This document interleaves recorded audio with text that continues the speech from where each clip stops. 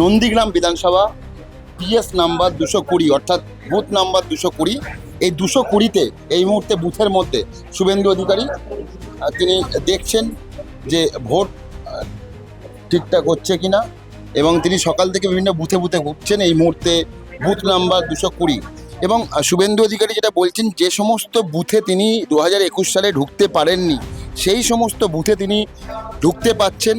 এবং এখান থেকে পরিষ্কার যে যারা আটকাতো ইলেকশন কমিশন কি বলছেন শুনুন। এসএইচজি গ্রুপকে দিয়ে এখানে এসএইচজি গ্রুপকে দিয়ে লাইনে বোঝাচ্ছে।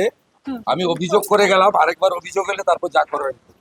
কি ধরনের বুঝিয়ে কি মানে প্রভাবিত ভোটের করার দিন চেষ্টা? বোঝানো যায় না, যদি কেউ করে তার ব্যবস্থা হবে।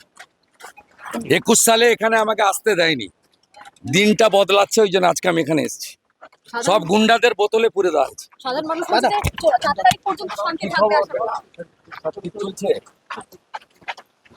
দাদা?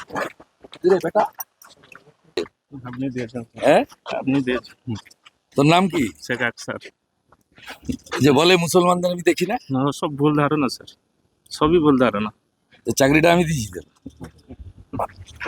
দাদা